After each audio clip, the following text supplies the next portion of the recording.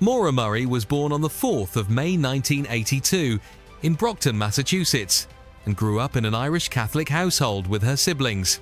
Her parents, Fred Murray and Laurie Murray, later divorced, and Maura primarily lived with her mother after the separation. During her years at Whitman-Hanson Regional High School, she developed a reputation as a dedicated student and talented track athlete, earning recognition for her performances in distance running and other events. After high school, Maura enrolled at the United States Military Academy at West Point, where she studied chemical engineering. While attending the academy, an allegation surfaced involving theft from the PX at Fort Knox. According to statements later discussed by her sister Julie, the matter was expected to proceed before an honor board. Before that hearing occurred, Maura chose to leave West Point and continue her education elsewhere.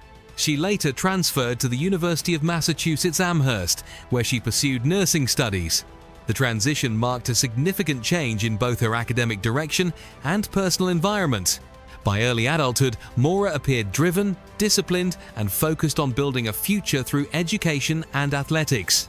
Friends and relatives viewed her as determined, competitive, and committed to achieving personal goals.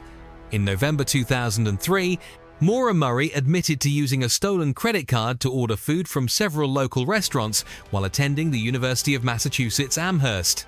The charge was expected to be dismissed after a period of good behavior, and no further conclusions about the incident were established. On the 5th of February 2004, Maura experienced an emotional breakdown while working a security shift at UMass Amherst.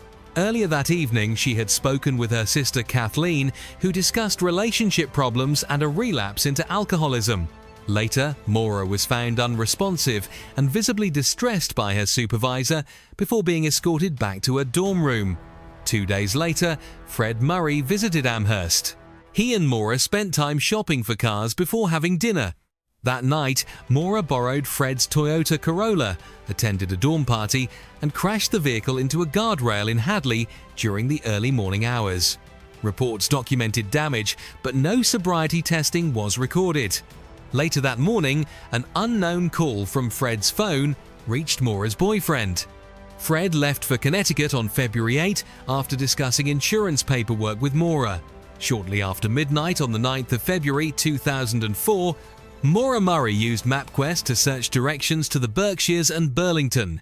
Throughout the day, she exchanged emails with her boyfriend, professors, and work supervisor, claiming there had been a death in the family, although relatives later confirmed no family death had occurred. Maura also called about hotel and condominium accommodations in Bartlett and Stowe and placed an unexplained phone call to nursing student. Before leaving Amherst, she packed clothing, toiletries, textbooks, and birth control pills into her Saturn. Investigators later discovered belongings boxed inside her dorm room, with artwork removed from the walls. Maura withdrew $280 from an ATM, purchased alcohol alone at a liquor store, and collected accident report forms from the Registry of Motor Vehicles. During a snowstorm day, she left UMass Amherst between 4 and 5 p.m., with her final cell phone activity recorded at 4:37 p.m. At 7:27 p.m. On the 9th of February 2004, a local resident reported a car off the road near her property along Route 112 inches Woodsville within the town of Haverhill, New Hampshire. Witnesses later described Maura Murray's Saturn resting against a snowbank, while confusion surrounded a red glowing light inside the vehicle that some initially believed was someone smoking a cigarette. A local school bus driver stopped beside the Saturn and spoke briefly with Maura.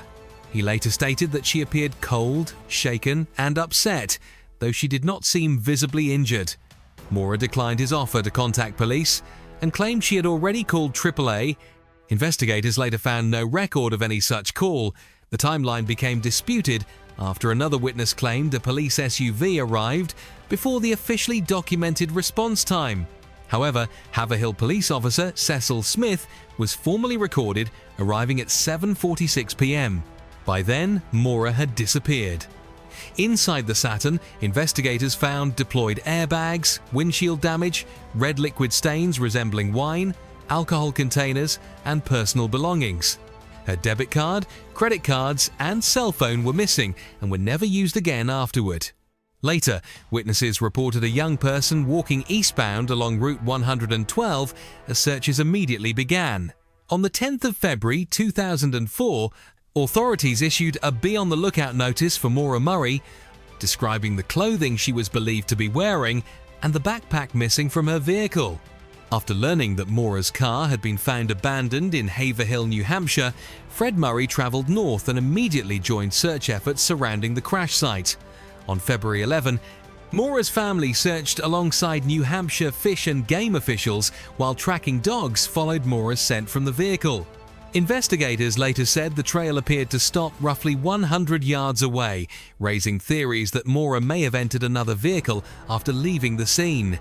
Police also questioned Maura's boyfriend, who later reported receiving a voicemail containing what he believed sounded like Maura sobbing. Early theories suggested Maura voluntarily disappeared or was suicidal, conclusions strongly rejected by her family. Expanded searches later involved helicopters, cadaver dogs, FBI assistance, and examination of discarded underwear near French Pond Road, which investigators determined was unrelated. Investigators compared Maura's disappearance to Brianna Maitland's case without linking them. Investigators revisited Maura Murray's disappearance. In July 2004, authorities searched the crash site, while forensic examinations continued on evidence recovered from Maura's vehicle. Attention later focused on a rusty knife reportedly given to Fred Murray by a local resident. Later claims suggested the story may have been fabricated for reward money. Volunteer teams examined nearby properties, including an A-frame house where cadaver dogs reacted. Investigators collected carpet samples, although forensic findings were never publicly released. Fred Murray criticized law enforcement, pursued lawsuits, and saw the case transferred to New Hampshire's Cold Case Unit in 2009. Authorities later described the disappearance as suspicious, despite lacking proof of homicide. From 2014 onward, investigators searched basements, dismissed unrelated bone fragments discovered on Loon Mountain, issued an FBI alert during 2022, released an age progression image in 2024, and reviewed fingerprints linked to Stephen Baldwin in 2025, which he denied were connected to Maura's disappearance. Maura Murray's disappearance gradually became one of the most widely discussed missing person investigations of the internet era. As television coverage expanded and online discussion communities developed, the case attracted intense public attention from amateur investigators, journalists, and true crime audiences worldwide. Many observers later described the investigation as the first major crime mystery of the social media age, because Maura disappeared only days after Facebook launched publicly. Online forums and discussion boards became central spaces for analyzing witness accounts, timelines, police actions, and possible theories surrounding her disappearance. Major media productions, including ABC's 20 over 20, the series Disappeared, and Oxygen's 2017 documentary The Disappearance of Maura Murray, brought renewed attention to the case over many years. Coverage from national publications and awareness videos created by Maura's sister Julie on TikTok also introduced the investigation to newer audiences. Despite decades of searches, public speculation, investigative reviews, and media attention, no confirmed sightings or definitive explanation regarding Maura Murray's disappearance has ever emerged. Jaycee Dugard was born on the 3rd of May 1980 in South Lake Tahoe, California, to her mother Terry Dugard. Her biological father, Ken Slayton, had a brief relationship with Terry and was not involved in Jaycee's life or later investigation. Terry later married Carl Probin, a carpet contractor, when Jaycee was 7 years old, and the family expanded with the birth of her half-sister Stayner in 1990. In September 1990, the family relocated from Arcadia, California to the rural town of Myers near South Lake Tahoe, seeking a safer environment. At the time of her abduction, Jaycee was 11 years old, in 5th grade, living a normal routine while anticipating a school field trip. On the 10th of June 1991, she left home early wearing a pink outfit to walk to her school bus stop. Grey vehicle driven by Philip Garrido used stun gun, Nancy assisted, transported 120 miles to Antioch Confusion. On the 10th of June 1991 in Myers, Jaycee Dugard was abducted while waiting at a bus stop near her home. Carl Probyn witnessed the incident, observing a grey, mid-sized vehicle make a U-turn as a woman forced Jaycee into the car. He immediately pursued on a bicycle but was unable to catch the vehicle as it sped away. Several of Jaycee's classmates also reported seeing aspects of the abduction, confirming multiple eyewitness accounts. Despite these observations, early investigative efforts failed to identify a reliable suspect or locator. Suspicion initially fell on Carl Probyn and Jaycee's biological father Ken Slayton, but both were later cleared through investigation and polygraph testing. The incident deeply disrupted the family, contributing to the eventual breakdown of Terry Dugard and Carl Probyn's marriage. Community concern escalated rapidly as law enforcement launched an immediate investigation. However, despite multiple witnesses and active inquiries, no actionable breakthrough was achieved in the early stages at the time of initial investigation. Within hours of Jaycee Dugard's disappearance in South Lake Tahoe, local and national media began covering the case, spreading awareness across the region. Community involvement increased within days as volunteers joined organized search efforts that mobilized nearly every available local resource. Over the following weeks, tens of thousands of missing person flyers were distributed across the United States. The community adopted pink ribbons as a symbolic representation of Jaycee's favorite color, turning them into a widespread public display of solidarity and hope. Terry Probyn created an organization called Jaycee's Hope, which coordinated volunteer efforts and fundraising activities. Items such as cassette tapes, clothing, and buttons were produced to raise funds for search materials and awareness campaigns. Major missing children organizations, including Child Quest International and the National Center for Missing and Exploited Children, became involved in the case. National attention continued growing. Philip Craig Garrido, born in 1,951 inches Pittsburgh, California, showed early behavioral changes following a teenage motorcycle accident that reportedly altered his personality and judgment. He later developed heavy drug use involving methamphetamine and LSD, which coincided with escalating antisocial and sexual predatory behavior during his youth and early adulthood. In 1972, he was arrested for rape involving a minor, but the case did not proceed after the victim refused to testify in court. He married Christine Murphy, who later accused him of domestic violence and kidnapping during their relationship, further establishing a pattern of abusive conduct.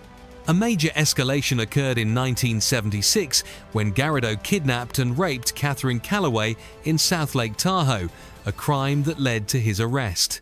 He was arrested after police discovered the crime scene in Reno, Nevada, and was later convicted in 1977, receiving a federal sentence of 50 years. Psychological evaluations described him as a sexual deviant with chronic drug abuse and personality disorders identified during incarceration and early prison assessments. While imprisoned, he later married Nancy Bocanegra and was paroled in 1988. After being taken to the Garrido property in Antioch, California, Jaycee Dugard was moved behind the house into a concealed area built for isolation. The space included makeshift tents, sheds, and enclosed structures designed to keep her out of sight. She was first placed in a small soundproof shed, where she was restrained and kept isolated. Philip Garrido warned her about guard dogs. At the beginning of her captivity, she was kept without proper clothing, with restricted movement and deprivation of basic necessities.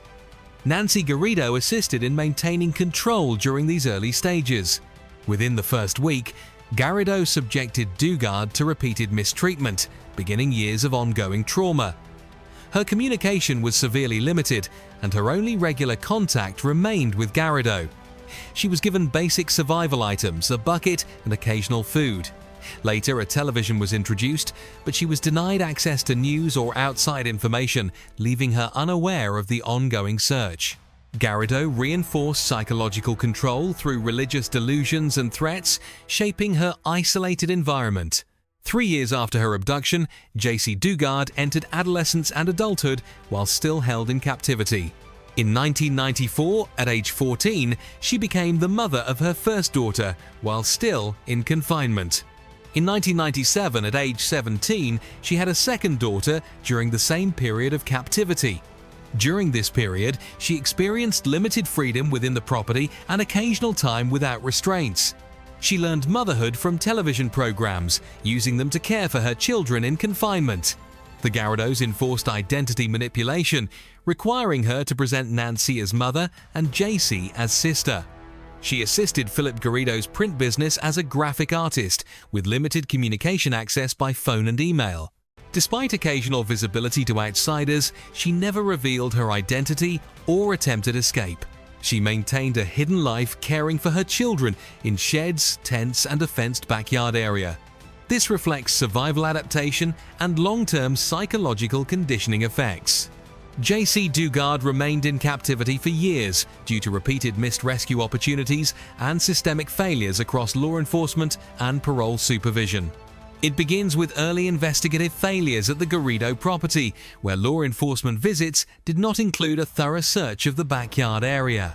In 1992, a witness reported seeing a girl matching Jaycee's description at a gas station near the residence and described a yellow van associated with the property, but the report was not fully pursued. Dugard later stated she had not left the property during that time, creating conflicting accounts that were never resolved by investigators. In 2002, emergency responders visited the property for a reported juvenile injury, but the information was not escalated to parole authorities for further review. In 2006, a neighbor reported suspicious backyard activity involving children and tents, yet police conducted only a brief visit with no follow-up action. The November 2009 California Inspector General report later identified systemic failures in parole classification, noting Philip Garrido had been incorrectly categorized as low risk. Additional failures allowed the continued undetected captivity period. In August 2009, events unfolded that led to the recovery of Jaycee Dugard. Philip Garrido visited the FBI office and UC Berkeley campus with Dugard's two daughters, presenting them as part of a religious program. A campus staff member found his behavior unusual and noted the girls appeared withdrawn. A background check revealed Garrido was a registered sex offender on parole. This triggered further investigation, and parole officers were notified. When agents visited the Garrido home, they detained him but initially failed to locate Dugard. 2 days later, Garrido returned to the parole office with Nancy Garrido, Dugard, and the children. Dugard was introduced under a false identity as Alyssa. During questioning, she initially supported Garrido's claims but became increasingly defensive when pressed for identification. When police involvement escalated, Garrido eventually admitted to kidnapping and raping Dugard.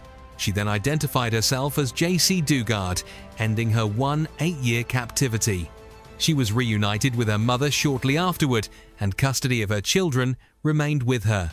This section captures the final sequence of events that led to her discovery and liberation after nearly 2 decades of confinement. Authorities confirmed her identity and secured her safe transfer to medical care immediately thereafter following. Philip Garrido and Nancy Garrido were arrested and charged with kidnapping, rape, and false imprisonment following the recovery of Jaycee Dugard. Both defendants faced extensive legal proceedings in El Dorado County. On the 28th of April 2011, they pleaded guilty to kidnapping and rape by force. Investigators and court proceedings confirmed long-term abuse and confinement conditions. Evidence showed Dugard was held in concealed structures behind the Garrido property and repeatedly assaulted over many years. On the 2nd of June 2011, Philip Garrido received 431 years to life, while Nancy Garrido received 36 years to life imprisonment. Both were incarcerated in separate California correctional facilities. Dugard did not attend sentencing, but provided a written statement read in court. The sentencing marked the conclusion of the criminal prosecution phase of the case, reflecting the severity of the crimes. Both convictions closed a major chapter in the investigation and court process, bringing full legal closure to case. Jaycee Dugard filed a lawsuit against the state of California, alleging failures in parole supervision and law enforcement oversight that contributed to her prolonged captivity. In 2010, the state reached a $20 million settlement with her family. She later pursued a federal lawsuit. However, in 2016, the U.S. Court of Appeals dismissed her claims, ruling that federal authorities could not have anticipated she would become Philip Garrido's victim at the time of his supervision. Following her recovery, Dugard published her autobiography A Stolen Life, a memoir in 2011, followed by Freedom, My Book of Firsts in 2016, documenting her recovery and reintegration into everyday life. She also engaged in ongoing therapy, including animal-assisted therapy involving horses, as part of her healing process. Media coverage included interviews, documentaries, and public recognition for her survival story. Her case remained widely discussed in true crime media and survivor advocacy spaces. She also participated in support initiatives for missing persons and abduction survivors. This section concludes the narrative by focusing on her legal resolutions, personal recovery journey, and continued public presence after her release. Her story continues to influence discussions on justice, recovery, resilience, and long-term survivor support worldwide today, globally still. Natalee Ann Holloway was born on the 21st of October 1986 in Memphis, Tennessee, as the first child of Dave and Beth Holloway. Following her parents' divorce in 1993, she and her younger brother Matthew were raised by their mother in Clinton, Mississippi. In 2000, Beth Holloway married George Jug Twitty, a businessman from Alabama, and the family relocated to Mountain Brook, a wealthy suburb of Birmingham. This move placed Natalee in a new environment during her teenage years, where she continued her schooling and personal development. At Mountain Brook High School, Holloway became a well-rounded and active student. She graduated with honors in May 2005 and was a member of the National Honor Society as well as the school dance squad. She also participated in extracurricular activities, reflecting strong academic and social engagement. At the time of her graduation, she had already secured a full scholarship to the University of Alabama, intending a pre-medical track program path. In May 2005, shortly after graduating from Mountain Brook High School, Natalee Holloway joined a group of 124 fellow graduates for a 5-day unofficial graduation trip to Aruba. The trip was organized with 7 chaperones accompanying the students. According to teacher and chaperone Bob Plummer, the chaperones met with students daily to ensure general safety, while organizer Jody Behrman noted that the chaperones were not meant to monitor every movement of the students. The trip represented a celebratory post-graduation experience for the students, though later accounts described a party-focused environment. The group stayed at the Holiday Inn in Aruba. Reports from Aruban authorities later indicated that the students engaged in heavy partying and frequent drinking, with some statements suggesting excessive alcohol consumption among participants. 2 classmates, Liz Kane and Claire Fearman, later described the drinking culture during the trip as kind of excessive. It establishes context before her disappearance occurred. The group of Mountain Brook High School graduates arrived in Aruba on the 26th of May 2005. During the early days of the trip, students participated in social activities across the island, frequently visiting bars and nightclubs. Aruban police later described the environment as involving extensive partying and alcohol consumption among students. Commissioner Gerald Dompig, who later led the investigation, stated that students engaged in wild partying, frequent drinking and room switching at the hotel. He also noted that Holloway was reported to have been drinking regularly during the trip. According to some accounts, she did not attend breakfast on at least 2 mornings due to alcohol consumption. Despite supervision by chaperones, the structure of oversight allowed students significant independence during nighttime activities. The Holiday Inn informed it would not accept them for future stays due to their behavior during the trip. In May 2005, shortly after graduating from Mountain Brook High School, Natalee Holloway joined a group of 124 fellow graduates for a 5-day unofficial graduation trip to Aruba. The trip was organized with 7 chaperones accompanying the students. According to teacher and chaperone Bob Plummer, The chaperones met with students daily to ensure general safety, while organizer Jody Behrman noted that the chaperones were not meant to monitor every movement of the students. The trip represented a celebratory post-graduation experience for the students, though later accounts described a party-focused environment. The group stayed at the Holiday Inn in Aruba. Reports from Aruban authorities later indicated that the students engaged in heavy partying and frequent drinking, with some statements suggesting excessive alcohol consumption among participants. Two classmates, Liz Kane and Claire Fearman, later described the drinking culture during the trip as kind of excessive. It establishes context before her disappearance occurred. This background outlines the environment of the Aruba trip, including supervision structure, accommodation details, and reported student behavior prior to Natalee Holloway's disappearance, as later examined in investigative accounts. It provides context for understanding the conditions surrounding the group before the incident took place during the trip in Aruba period. Natalee Holloway was last seen in the early hours of the 30th of May 2005 around 1:30 a.m., leaving the Oranjestad nightclub Carlos and Charlie's. She departed with Joran van der Sloot, a 7-year-old Dutch student living in Aruba, and two brothers, Deepak and Satish Kalpo, who were associated with him.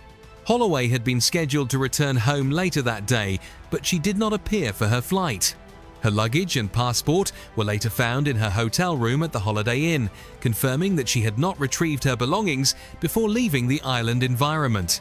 Witness accounts placed her departure from the nightclub and into a vehicle with the three young men.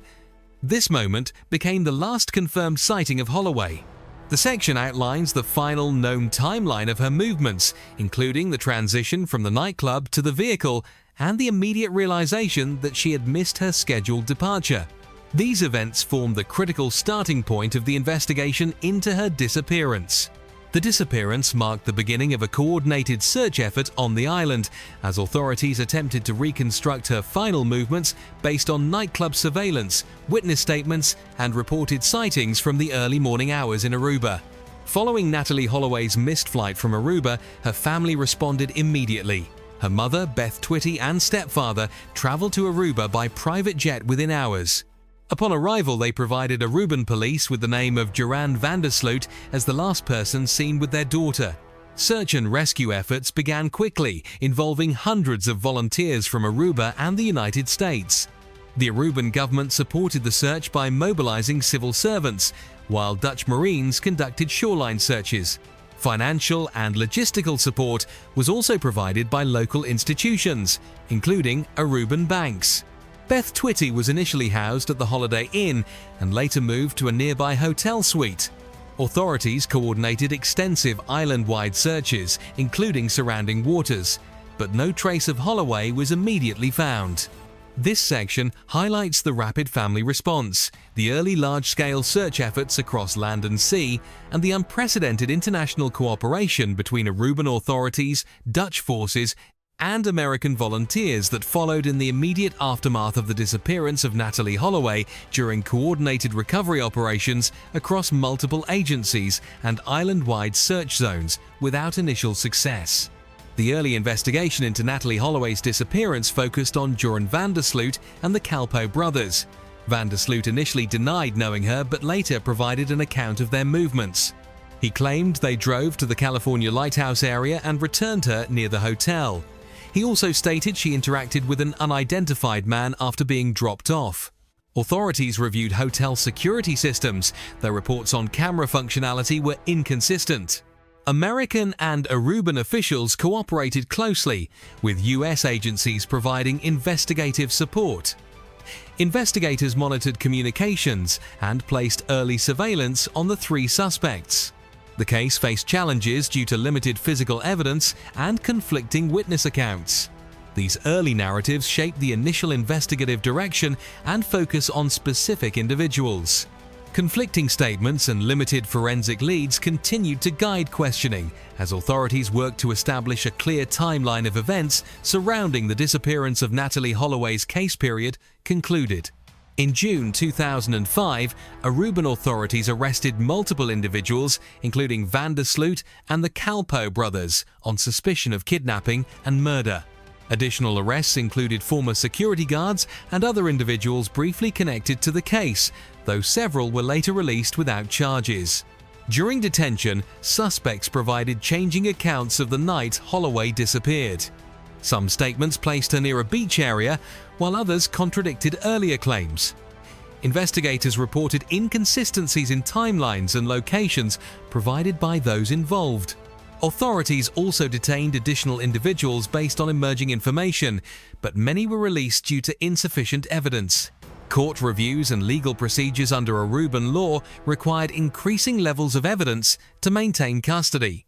This section focuses on the arrests, legal process, shifting suspect narratives, and the eventual release of several individuals due to lack of sufficient evidence under judicial review procedures now.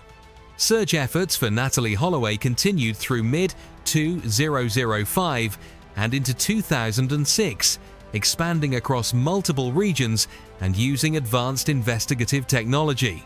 Authorities deployed infrared-equipped aircraft, satellite image comparisons, and coordinated underwater searches near beaches, dunes, and landfill sites.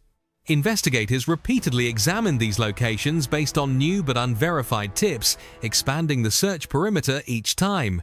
Despite extensive operations and international involvement, no physical remains of Holloway were ever recovered during these searches.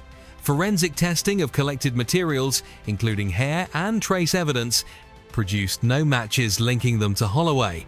Several suspects were detained and released as investigative pressure shifted between individuals based on emerging claims.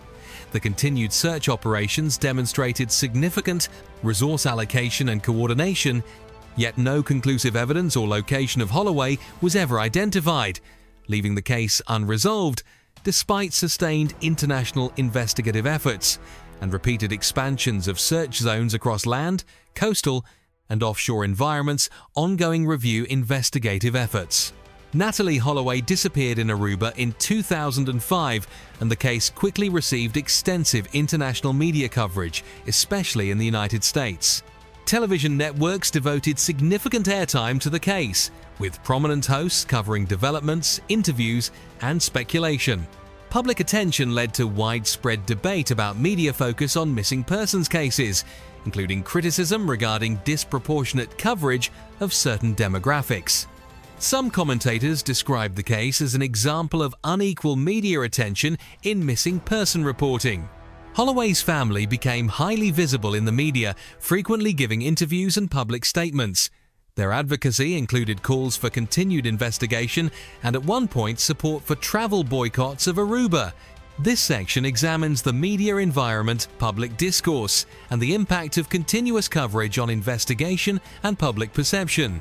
Overall, the case demonstrated how sustained media attention can shape public understanding, influence discourse, and keep investigative pressure active across international audiences over time coverage globally. Natalee Holloway disappeared in Aruba, and in the years that followed, the investigation continued through new arrests, media-led claims, and renewed searches, yet no definitive evidence ever emerged. Joran van der Sloot was later implicated in unrelated criminal activity in Peru, where he committed murder in 2010 and was sentenced to prison. Legal proceedings in Aruba and the Netherlands resulted in multiple releases of suspects due to insufficient evidence linking them directly to Holloway's disappearance. In 2011, Natalee Holloway was declared legally dead following continued legal proceedings. In 2023, van der Sloot was extradited to the United States on extortion and fraud charges related to the case. He later confessed to killing Holloway, stating she was struck and disposed in the ocean. This final section covers the long-term legal trajectory of the case, international developments involving key suspects, the legal declaration of death, and the eventual confession that provided the first direct admission regarding Holloway's fate. The case remains one of the most analyzed disappearances in modern criminal history, shaping international legal cooperation and media attention worldwide to this day.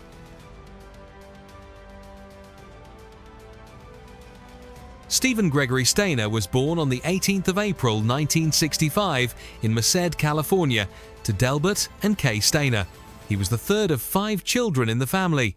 He grew up alongside 3 sisters and an older brother, Carrie Stayner. The Stayner household in Merced formed the early foundation of his childhood and family environment. His brother Carrie Stayner would later become known for an unrelated series of crimes and was convicted in 2002 for the murders of 4 women near Yosemite National Park. This background establishes the broader public association with the Stayner family name. The focus remains on Stephen's identity and family structure before his 1972 kidnapping. All information remains strictly biographical, focusing on documented family details prior to the events that would later draw national attention in 1972 case. On the 4th of December 1972, in Merced, California, 7-year-old Stephen Stayner was abducted while walking home from school. Irvin Edward Murphy, who had worked at Yosemite National Park and was influenced by convicted child molester Kenneth Parnell, approached Stephen as part of a planned abduction. Murphy distributed religious pamphlets and approached children under the guise of a church representative seeking donations. He engaged Stephen in conversation, asked about his home, and eventually convinced him to enter a vehicle. A white Buick driven by Kenneth Parnell arrived, and Stephen willingly entered the car. He was taken to a cabin in Cathy's Valley, approximately 38 miles from his home. The cabin was located near his maternal grandfather's residence, unknown to Stephen at the time. These circumstances marked the beginning of his captivity, introducing the conditions of abduction and the transition from normal daily life into enforced confinement and prolonged captivity. Stephen Stayner's early captivity under Kenneth Parnell began after his abduction and quickly escalated into repeated abuse. On the first night at the cabin, Parnell sexually abused him, with rape beginning on the 17th of December 1972. During his first week, Stephen repeatedly asked to return home, but Parnell manipulated him by claiming legal custody and saying his family no longer wanted him due to financial problems and many children. Parnell renamed him Dennis Gregory Parnell, using his real middle name and birth date while erasing his identity. Stephen was moved across California, including Santa Rosa and Comchi, enrolled in schools under a false identity, while Parnell posed as his father and frequently changed jobs and residences. Despite limited supervision, alcohol use, and freedom, he had escape chances but lacked help awareness. This period marked Kenneth Parnell's continued attempts to abduct younger children as Stephen entered adolescence. Parnell increasingly sought additional victims and involved Stephen in failed kidnapping attempts, which Stephen later sabotaged intentionally. These failures led Parnell to believe Stephen was not a reliable accomplice in his criminal activities. A key associate during this time was Randall Sean Pullman, a teenager later involved in the kidnapping of Timothy White. On the 14th of February 1980, Parnell and Pullman abducted 5-year-old Timothy White in Ukiah, California, with Stephen present during the event. Stephen observed the situation closely, witnessing the distress of another child and experiencing growing internal conflict. This exposure became a turning point, influencing his decision-making as he moved toward eventual escape from captivity. These documented events escalated the criminal pattern, leading directly toward the eventual escape and case exposure in official records. On the 1st of March 1980, Stephen Stayner escaped from Kenneth Parnell's custody with Timothy White while Parnell was at his night security job. Stephen and Timothy attempted to find White's home but were unsuccessful and walked to a police station in Ukiah, California. On the 2nd of March 1980, authorities arrested Kenneth Parnell on suspicion of kidnapping both boys during the investigation. Police also discovered his prior 1,951 sodomy conviction while building their case. Both Stephen Stayner and Timothy White were reunited with their families the same day. Parnell was later convicted in 1981 for kidnapping both boys in separate trials and sentenced to 7 years in prison.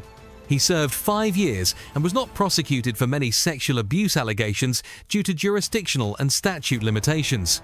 This section focuses strictly on the escape, swift police response, and immediate legal consequences following discovery of the kidnapping and arrests of those involved in California. Kenneth Parnell was convicted of kidnapping Stephen Stayner and Timothy White, marking the central legal outcome of the case. Irvin Edward Murphy and Randall Sean Poorman were also convicted on lesser charges related to their involvement. Barbara Mathias was never arrested. Many sexual abuse charges against Parnell were never prosecuted due to jurisdictional limitations or expired statutes of limitations. The Mendocino County prosecutors chose not to pursue additional charges in their jurisdiction. The case had a lasting legal impact, prompting California lawmakers to change state laws to allow consecutive prison terms in similar abduction cases. This legislative response highlights the broader significance of the case beyond the immediate legal proceedings. Overall, the case underscored legal gaps in cross-jurisdiction, prosecution, and limitations of existing statutes at the time, leading to reforms focused on sentencing consistency and strengthening protections for child abduction cases across California judicial system within the state legal framework, and related prosecutorial policy reforms implemented afterward, shaping future abduction sentencing standards in California going forward. After his rescue, Stephen Stayner returned home to his family and attempted to adjust to a structured household life. Having been allowed significant freedom during captivity, including smoking and drinking, he struggled with strict routines and expectations at home. In interviews, Stephen expressed emotional confusion about returning, noting his family initially treated him as the 7-year-old child he had been when abducted, while he felt mentally older. He described feelings of isolation and emotional conflict, questioning whether returning home was the right decision. Stephen underwent brief counseling but did not continue long-term treatment and refused to fully disclose details of his abuse. Reports from family members indicate ongoing emotional and behavioral difficulties, including bullying at school, eventual dropout, and strained family relationships. The record remains focused on documented outcomes only. Stephen Stayner married Jody Edmondson in 1985 and had 2 children, Ashley and Stephen Jr. He later devoted his life to child safety advocacy, speaking to children about personal safety and working with abduction awareness groups. He participated in interviews about his kidnapping and joined the Church of Jesus Christ of Latter-day Saints shortly before his death. At the time of his death, he was living in Merced and working at a pizza shop. On the 16th of September 1989, Stephen died from head injuries sustained in a hit-and-run accident while riding his motorcycle home from work. Antonio Loera was identified and sentenced to 3 months in prison for hit-and-run but was acquitted of manslaughter. His funeral was attended by approximately 500 people, including Timothy White, who served as a pallbearer period. Stephen Stayner's legacy extended into multiple media adaptations and public memorials. In 1989, a television miniseries titled I Know My First Name is Stephen was produced based on his life, with Stephen acting as an advisor and appearing in a non-speaking role. The production aired on NBC in May 1989 and later internationally, receiving Emmy nominations.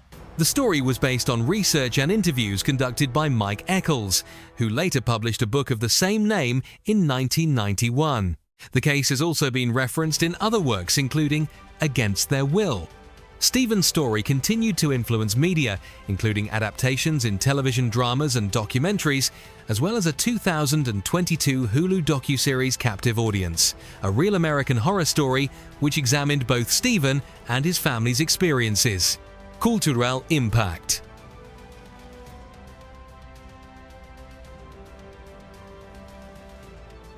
Between 2002 and 2004, Ariel Castro abducted 3 young women in Cleveland, Ohio, using deception and force. Michelle Knight, Amanda Berry, and Gina DeJesus were each taken after being offered rides by Castro, who transported them to his residence at 2207 Seymour Avenue in the Tremont neighborhood.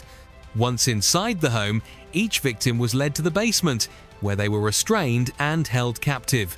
These kidnappings occurred separately over years, yet followed same method, creating a prolonged pattern of abduction that went undetected for nearly a decade.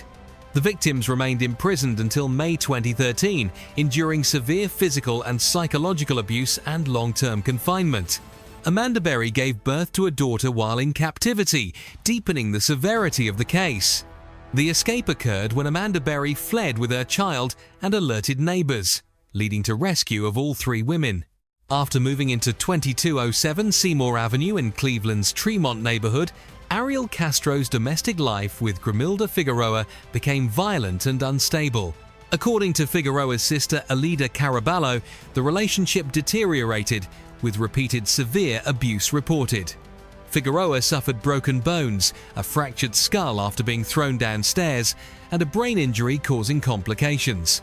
Castro was arrested for domestic violence in 1993, but the case did not proceed to indictment. In 1996, Figueroa left with her children with police assistance and was granted custody.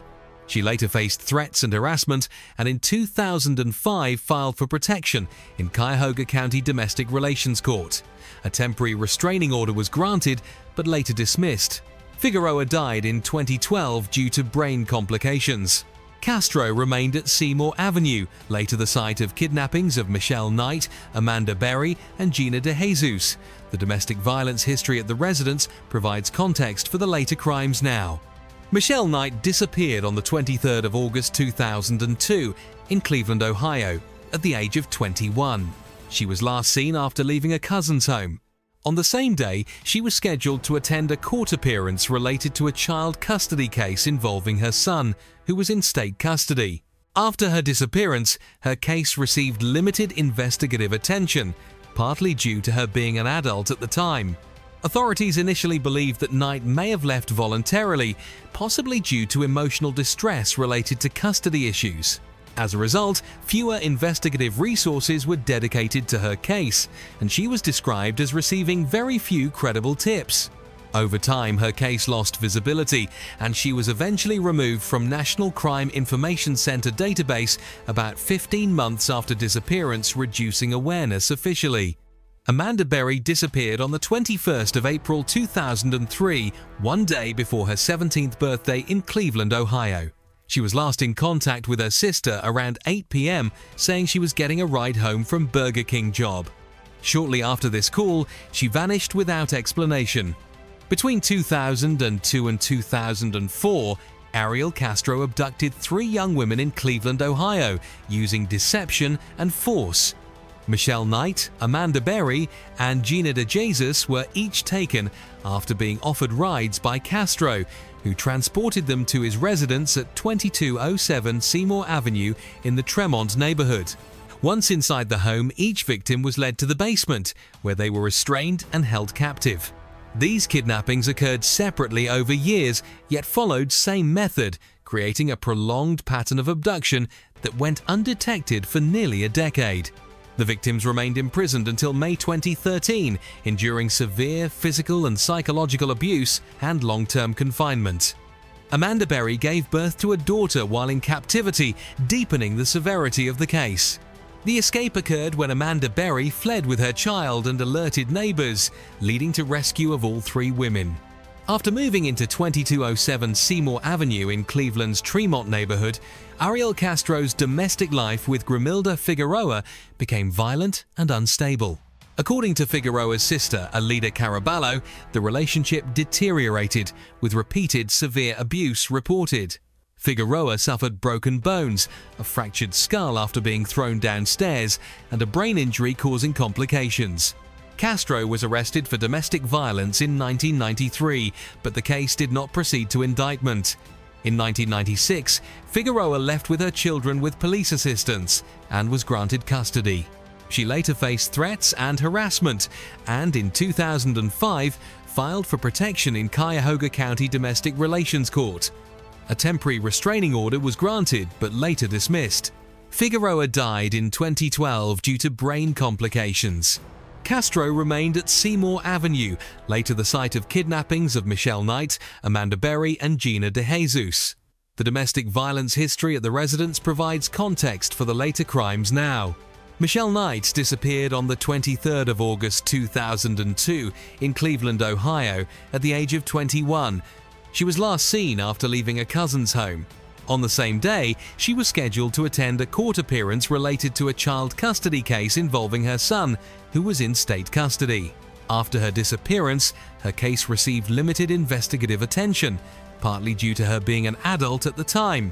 Authorities initially believed that Knight may have left voluntarily, possibly due to emotional distress related to custody issues.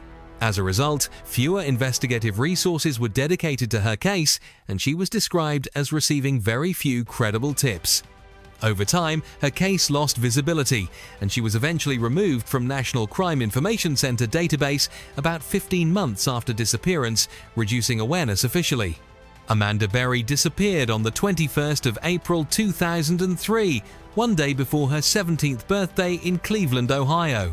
She was last in contact with her sister around 8 p.m., saying she was getting a ride home from Burger King job. Shortly after this call, she vanished without explanation. A week later, unidentified man called her mother using Berry's cell phone, saying Amanda was alive and would return soon. Despite this, authorities initially treated her as a runaway. Her case gained national attention on America's Most Wanted and was linked to other missing cases, including Gina DeJesus. Media coverage continued for years, talk shows and psychics involving her family. Her mother continued searching until her death in 2006. In late 2006, Berry gave birth to a daughter in captivity DNA, confirming Ariel Castro as father. Despite awareness campaigns and investigations, her whereabouts remained unknown for nearly a decade.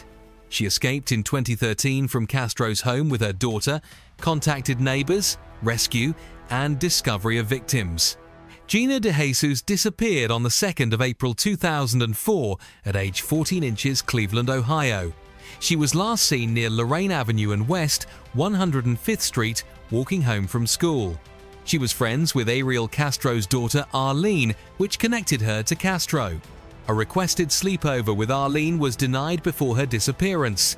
She was last seen using a payphone before vanishing, with no witnesses. No Amber Alert was issued, causing later criticism from her family. An FBI composite sketch released in 2005 showed a Latino male aged 25 to 35. Castro's appearance was noted as similar but not identical. The case stayed active with media attention and community vigils over the years. It was featured on America's Most Wanted alongside Amanda Berry's case. Castro attended vigils and search efforts, embedding himself in the response. Despite a $25,000 reward, no solid leads emerged for years. She remained captive in Castro's home until 2013 rescue. Rescued with Michelle Knight after Amanda Berry alerted neighbors, Ariel Castro's home at 2207 Seymour Avenue, Michelle Knight, Amanda Berry, and Gina DeJesus were held. The women were confined in locked rooms and basement where Castro controlled lives. Their movement was restricted, they were regularly restrained, subjected to physical sexual abuse. They were provided minimal food, 1 meal per day, and allowed to bathe few times weekly. The house was modified, prevent escape, boarded windows blocked light. They used plastic toilets, rarely emptied, causing severe unsanitary conditions. Michelle Knight endured severe abuse, including repeated pregnancies, allegedly terminated through violent beatings. Amanda Berry gave birth daughter in captivity December 2006 with night assistance. Castro threatened both women during childbirth. Berry's daughter survived and was occasionally taken outside by Castro. DeJesus suffered repeated abuse and sexual violence during captivity. Castro exercised psychological control, threatening death and punishing escape attempts. He tested their compliance by leaving doors unsecured, punishing any escape attempts. The victims documented experiences in diaries describing emotional trauma, isolation, fear. Castro killed Knight's pet dog after incident involving animal protecting. The captivity lasted nearly a decade before escape in 2013. On the 6th of May 2013, Amanda Berry escaped Ariel Castro's home after finding an unsecured interior door and reached outside. She called for help, with neighbors responding and Charles Ramsey assisting in breaking a storm door so she and her 6-year-old daughter could exit. Berry said she had been kidnapped about 10 years. Emergency services were contacted, police entered the house, and Michelle Knight was found inside and identified herself in relief. Gina DeJesus was also found, and all 3 women were taken to Metro Health Medical Center for evaluation. The escape ended about a decade of captivity and revealed hidden conditions inside the Seymour Avenue home. Berry and DeJesus were released the next day, Knight remained longer, and Castro was arrested within hours after discovery. The case shocked the community and became one of the most widely reported missing person rescues in US history. All victims were treated at hospital, and the discovery led to immediate national attention and investigation response unfolding. Ariel Castro was arrested shortly after the victims were rescued in May 2013, following their identification of him as their captor. He was initially charged with multiple counts of kidnapping and rape. His bail was set at $8 million, and prosecutors announced to seek the death penalty. As the investigation continued, additional charges were filed, expanding to hundreds of counts, including kidnapping, rape, aggravated murder, and child endangerment. A grand jury later issued indictments totaling 977 counts covering crimes committed over several years. Castro eventually entered a plea agreement in July 2013, pleading guilty to 937 counts. As part of the agreement, he received a sentence of life imprisonment plus 1,000 years without parole. He forfeited all property and assets, including his home, which was ordered to be demolished. During sentencing, Castro made statements claiming innocence regarding certain aspects of the abuse, while also admitting to sexual addiction. The court rejected his claims. Victims' statements emphasized severity of harm suffered. Following the rescue, Michelle Knight and Amanda Berry and Gina DeJesus began rebuilding their lives. They received public support through a victims fund and later issued limited statements expressing gratitude and a desire for privacy. Knight later changed her name and focused on recovery and personal healing, while Berry and DeJesus gradually re-entered public life.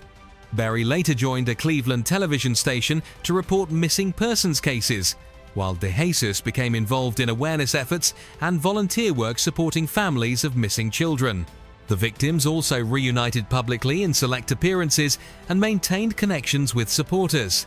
The Seymour Avenue house was demolished in August 2013 as part of the plea agreement, and the site was later turned into a park. Confirmed. Sure, here's a clean documentary-style outro you can add at the end. If this story moved you, make sure to like the video, subscribe to the channel, and turn on notifications so you don't miss future true crime documentaries. Your support helps us continue bringing real-life cases and survivor stories to light.